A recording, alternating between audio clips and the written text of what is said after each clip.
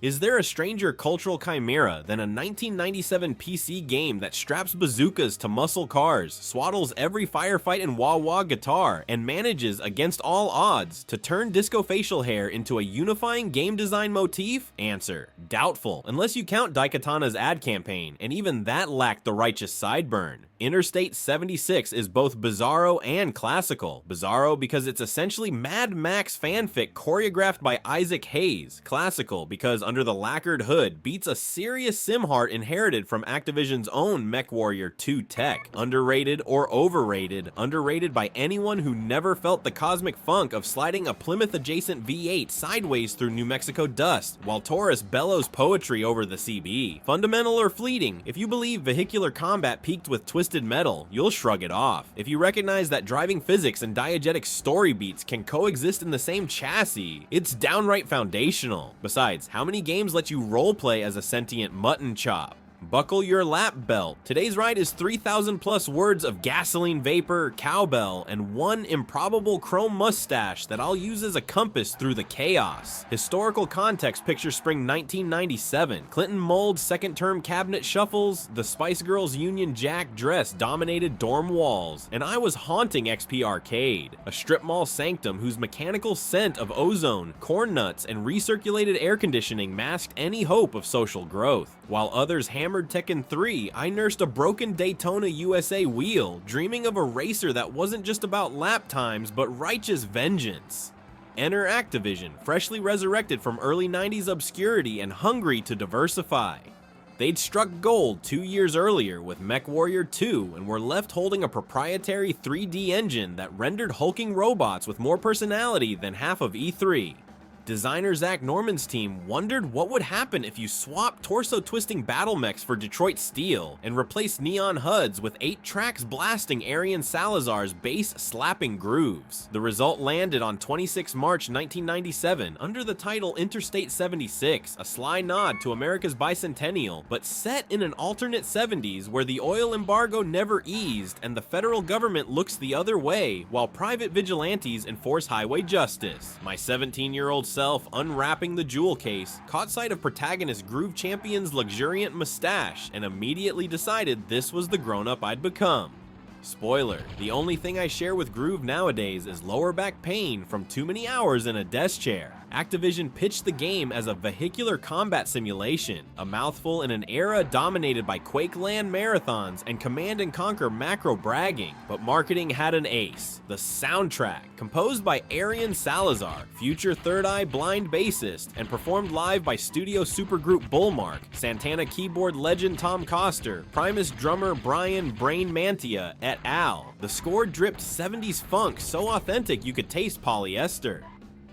My dorm neighbor borrowed the install disc just to rip the Redbook audio for his Discman, swearing it made calculus sexier. He wasn't wrong. Thematically, Interstate 76 felt like gaming's answer to Quentin Tarantino's retro fetish revival. By 97, Gap commercials, blockbuster trailers, even Wallflowers videos were mining blaxploitation aesthetics. Activision simply merged that style with mechanical mayhem. Yet the game arrived before PC-centered car combat mania truly formed. Twisted Metal 2 had wooed PlayStation owners, but Windows users mostly alternated between Sims, Need for Speed 2, Grand Prix 2, and God Games.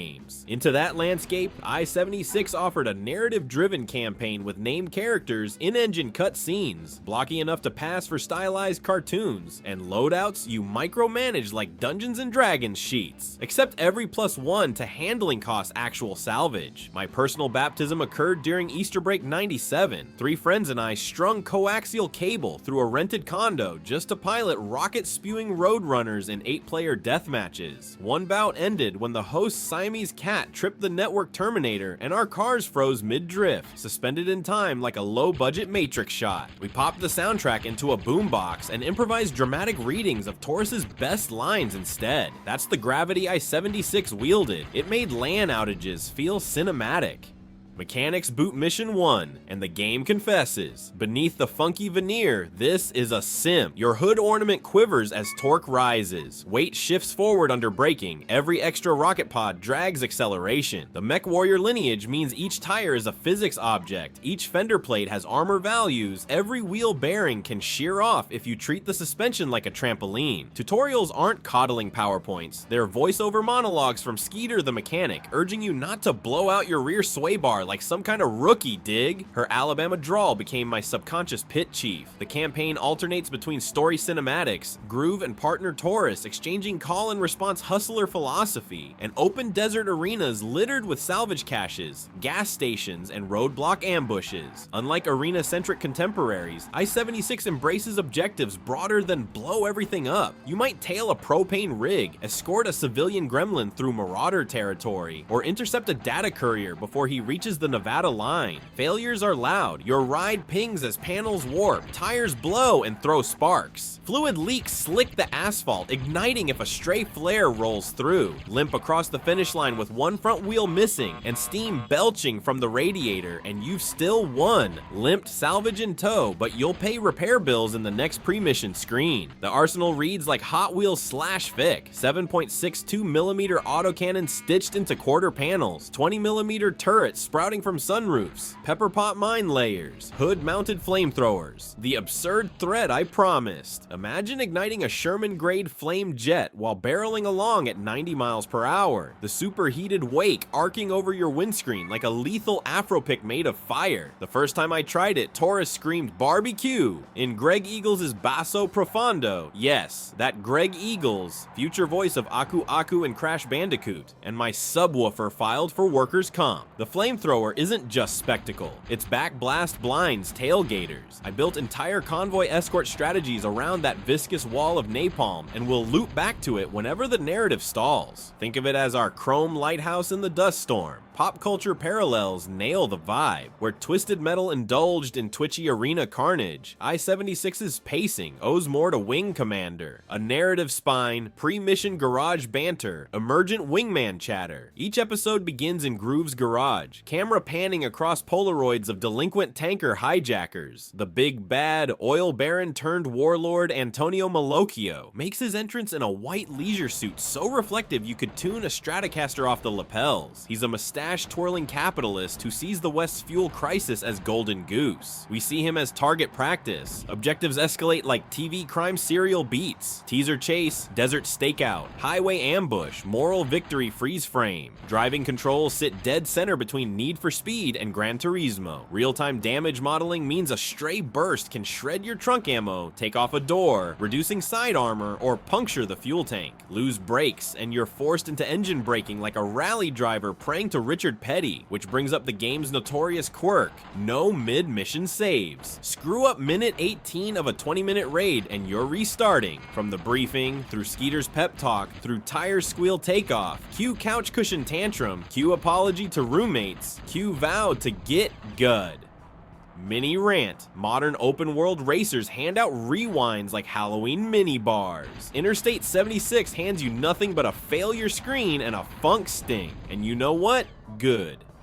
Tension glues you to the cockpit. The beads of sweat your GPU could never render are supplied gratis by your nervous system. End rant. Now past the mirror shades. Visually, garage shaded polygons rule. Distance fog masks draw in, but desert sunsets bathe scenes in honey. Heat haze flickers above asphalt. Bullet tracers streak like Roman candles. Brake drums glow as red as Popeye's nose. Character portraits appear in HUD side panels, lip-syncing pre-recorded dialogue. Taurus quotes Sun Tzu one moment, laments the cruel poetry of chrome on chrome the next. Groove retorts with laconic cool. Their interplay, not just cutscene fluff but reactive mid-combat shoutouts, cements emotional stakes. I've replayed the convoy mission Lit Fuse annually just to hear Eagles growl the line, "They mess with the bull, they get the horns, dig?" Multiplayer via IPX or LAN dials chaos to 11. 8 human drivers, each forced to budget salvage points across armor, ammo, and performance upgrades, barrel over canyon ridges where ricocheting rockets bounce like pinballs. The flamethrower morphs from cinematic flourish to area denial tactic. Park atop a ridge, paint the switchback orange, cackle as rivals fishtail into prickly pear thickets. My favorite memory involves my roommate's Camaro-adjacent Jefferson Duke tumbling end over end when he misjudged a mesa jump, headlights gyrating like disco strobes. We still call that move the boogie flip. Legacy and influence. Critical reaction in '97 hinged on funk hype and difficulty disclaimers. PC Gamer showered it with 90+ praise for audiovisual swagger, but cautious buyers balked at the hardware hit. Pentium 166 recommended, 3D accelerator a near must if you wanted 640 by 480 at more than 20 frames per second. Retail performance mirrored that caution. According to PC Data, US sell-through for 1997 topped out just shy of 75,000 units. Respectable, yet far from blockbuster. Add European and Asia-Pacific shipments, and Interstate 76 still wraps up under the 500,000 watermark often misquoted in fan folklore. Activision recouped costs, but the suit's expected MechWarrior tier returns. I-76 never achieved them. Inside design circles though, the game became a master class in aesthetic mechanic symbiosis. Ernest Adams's Designer's Notebook essays cite I-76 when illustrating how fonts, UI bleeps, and even difficulty curves can march to a single groove.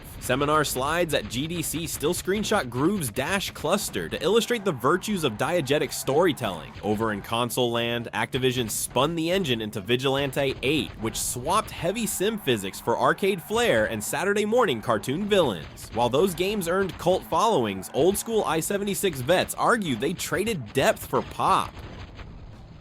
My funky nephew, one friend calls them, but he dropped out of engineering school.